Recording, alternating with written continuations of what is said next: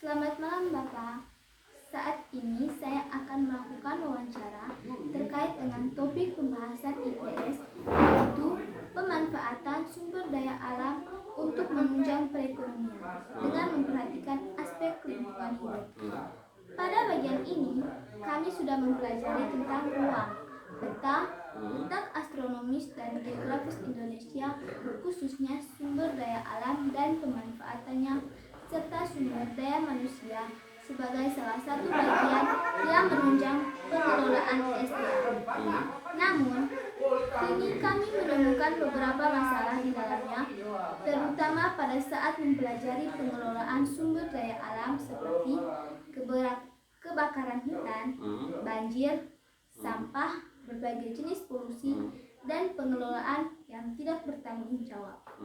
Saya memiliki beberapa pertanyaan, yaitu: Bapak sekarang bekerja dalam bidang apa? Kalau Bapak bekerja dalam bidang mengurus birokrasi. Mengapa Bapak memutuskan untuk bekerja di bidang tersebut? Karena memang panggilan Bapak di situ. Bagaimana Bapak mengelola ekonomi, khususnya di dalam keluarga? Ya, dalam mengelola ekonomi, Bapak dan Mama selalu menerapkan cara hidup hemat. Artinya apa? Dalam setiap pemenuhan kebutuhan itu selalu mendahulukan kebutuhan-kebutuhan yang menjadi prioritas dalam rumah tangga. Misalnya kebutuhan dalam menyekolahkan anak, kebutuhan untuk membiayai makan minum tiap hari.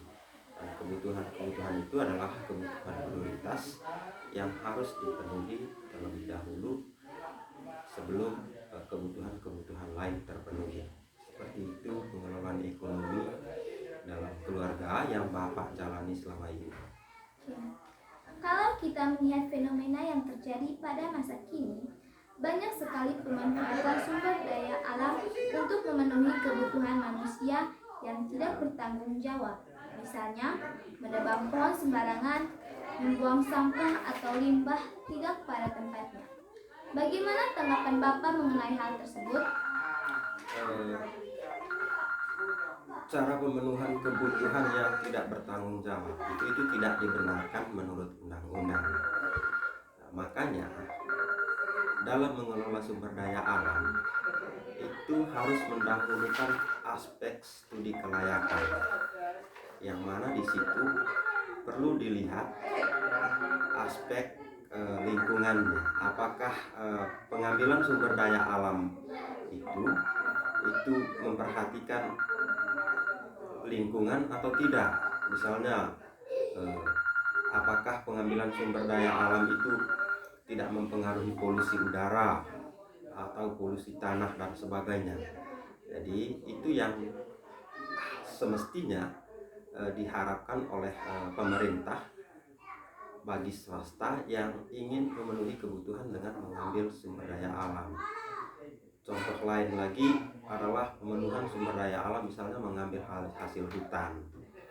Semestinya setelah hasil hutan itu diambil, itu perlu dilakukan pendauran ulang atau semacam, kalau istilahnya itu reboisasi, menghijaukan kembali hasil hutan-hutan yang hasilnya telah diambil untuk pemenuhan kebutuhan, dan menghutankan kembali hutan-hutan yang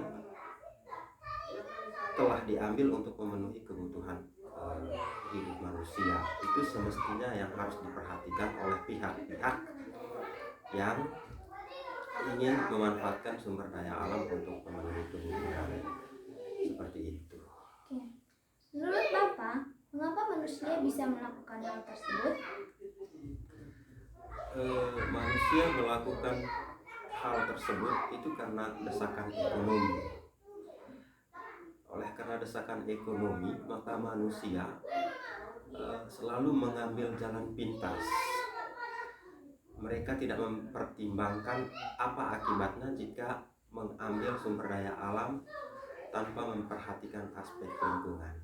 Oleh karena kebutuhan ekonomi, mereka mengambil jalan pintas. aktivitas saja tanpa memperhatikan kerusakan-kerusakan yang terjadi.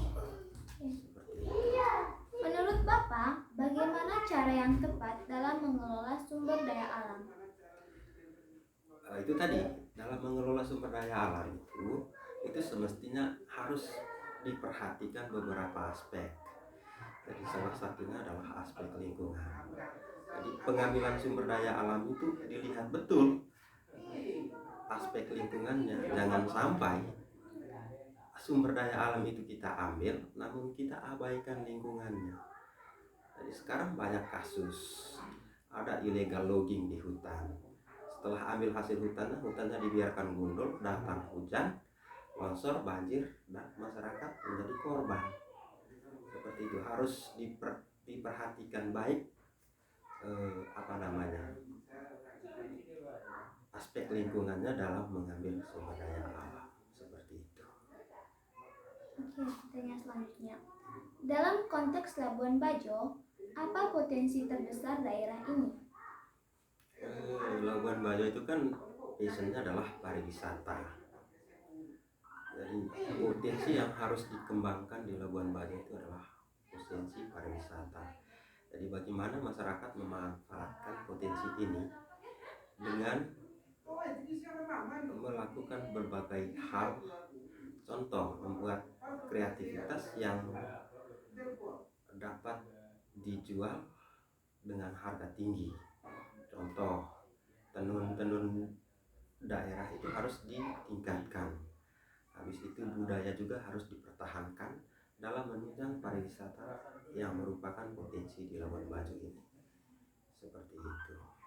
Oke. Menurut Bapak, apakah potensi tersebut sudah termanfaatkan dengan baik? Belum termanfaatkan dengan baik. Untuk kalangan elit, potensi itu memang dimanfaatkan.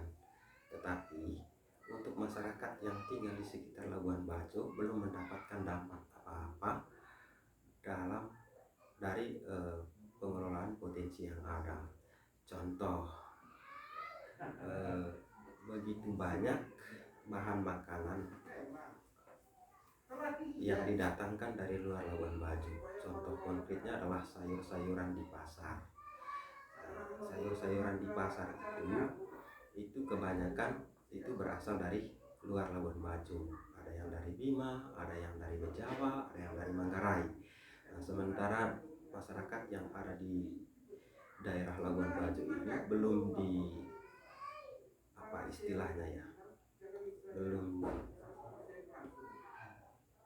belum diberikan pelatihan yang baik tentang potensi memanfaatkan peluang dari potensi pariwisata yang ada. Contohnya di sini kan banyak hotel-hotel.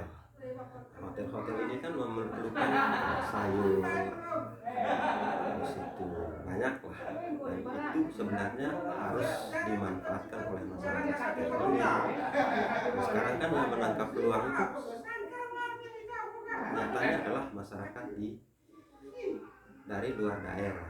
Harusnya pemerintah dalam hal ini ya, bagaimana pemerintah mengelola ini dan memberikan pemahaman yang baik bagi masyarakat tentang memanfaatkan peluang dari potensi pariwisata yang ada. Seperti itu. Oke. Apakah Bapak melihat adanya masalah yang terjadi di daerah ini secara khusus? Bagaimana kualitas sumber daya manusia di daerah ini menurut Bapak? Ya, ada masalah yang utama itu adalah masalah sumber daya manusia di Labuan Bajo ini. Seperti yang saya bilang tadi, sudah ada pariwisata, sudah kita punya potensi pariwisata. Di sini banyak hotel, banyak restoran, tetapi masyarakat tidak menjadikan potensi ini sebagai peluang untuk memanfaatkan lahan yang mereka punya untuk menanam sayur dan menanam bahan-bahan kebutuhan hotel lainnya di daerah ini. Jadi semestinya potensi ini yang perlu dikembangkan dan harus dipahami oleh masyarakat di sekitar Labuan Bajo. Dan masalah utamanya adalah masalah SDM. Masyarakat kurang peka dalam melihat potensi yang ada di Labuan Bajo. Seperti itu. Oke, pertanyaan Apa yang seharusnya bisa kita lakukan untuk mencari sebuah solusi yang terbaik dalam mengatasi masalah tersebut? Di satu sisi, kita harus tetap membangun perekonomian khususnya di daerah. Tetapi di sisi lain, kita juga harus tetap membangun perekonomian khususnya di daerah. Tetapi sisi lainnya, kita juga harus tetap menjaga lingkungan hidup tempat kita tinggal.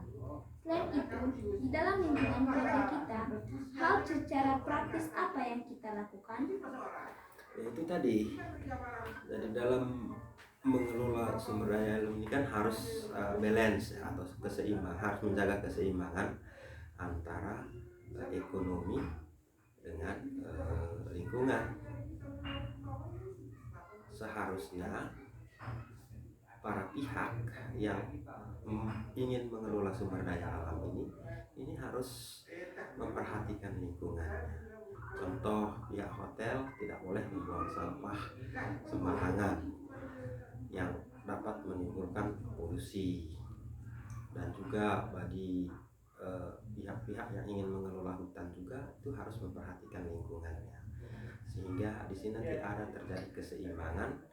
Mereka dapat hasil dari pengelolaan hotel ataupun hutan, di sisi lain lingkungan tetap terjaga. Seperti itu. Terima kasih atas waktu dan kesempatannya, Pak, dan sudah memberikan saya pembelajaran yang berarti. Semoga Tuhan memberkati kita semua. Semoga bermanfaat. Oke.